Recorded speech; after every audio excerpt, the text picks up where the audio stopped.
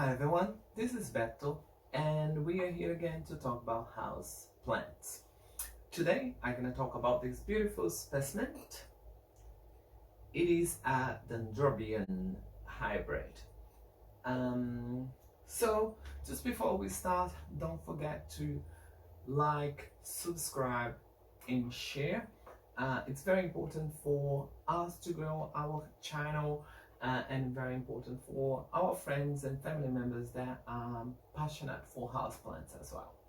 So with this plant today, we're going to talk about light, watering, humidity, flowering, substrate, maintenance, reporting and temperature. To start with, this is a Dendrobium hybrid from East, South and Southeast Asia. They are found in Laos, Indonesia, Cambodia, Singapore, Thailand, Malaysia, and it's a very easy to care for type of orchid. So the lighting condition for this orchid is indirect light. It likes bright light, and the brighter the ambient, the better it is for its flowering season. No direct sunlight as rule of thumb for orchids, but a very bright lighting environment. Watering, it has seasons. So whenever the weather is nice and hot, water it more frequently. It's from a humid environment, so it's very important to keep up the watering. 2 to 3 times a week would be enough. When you get to the winter, very important, reduce the watering for once a week, sometimes even once a fortnight if you are in an environment that is wet and humid. Reduce drastically the amount of watering, simply because if you keep watering, what's going to happen is the orchid would start to push some cakeys, which is not what we want if we want this beautiful display of flower. So you can see that my canes are nice and long and it shriveled a little bit. And this is because I reduce the watering in winter, so it pushes these new flowers. If I kept the watering, the cane would not shrivel and it would push new canes. It's a perfect environment for them to reproduce and get more plant into the wild. Now, in terms of the humidity, being from a tropical and semi-tropical area, they like 50 to 70% humidity. So depending where you live, if you live in a dry environment, I would put a bit of gravel, water in that saucer spoon and set it on the gravel, not on the water. And that would evaporate the water and excuse me, and create the humidity that you need. If you are from humid environment, you don't need that. The humidity in the air will be kept high enough for this plant. It flowers twice a year, in spring and autumn, given that you reduce the watering. The substrate that I plant this orchid is orchid mix, so it's a lot of little bark. I tend to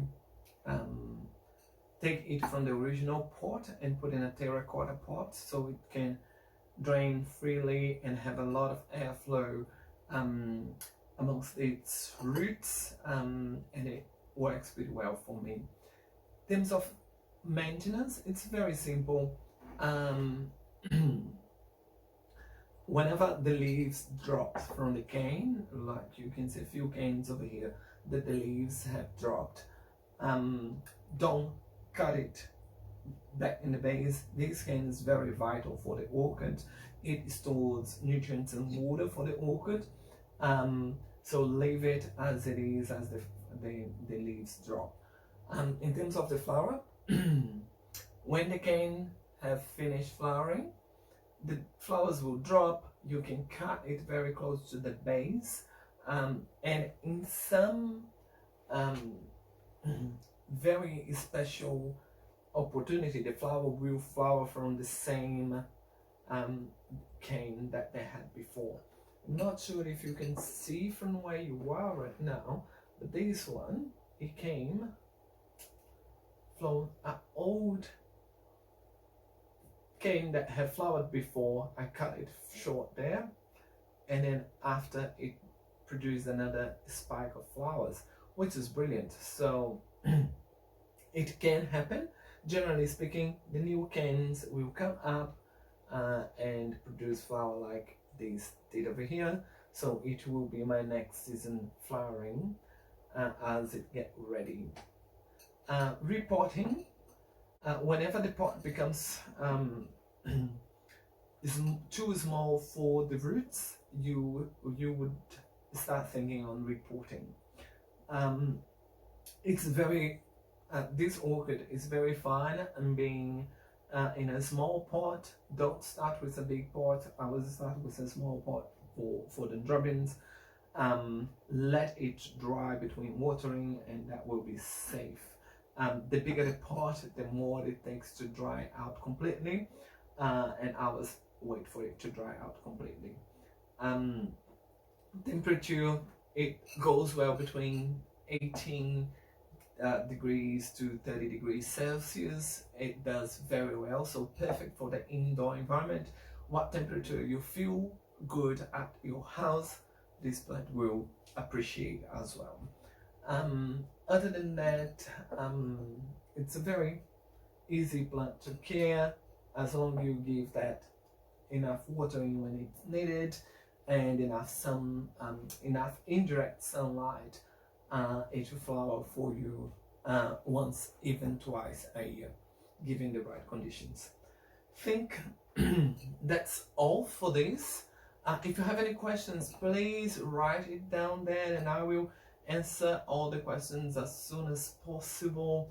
Don't forget to subscribe, like it, share this video with other people that are orchid lovers or indoor house plant lovers. Spread the love for these beautiful plants, and yeah, like following this guidance, you will ensure that you're gonna have a very green and happy plant on your house for many years. Thank you for watching. I'll see you next time. Goodbye.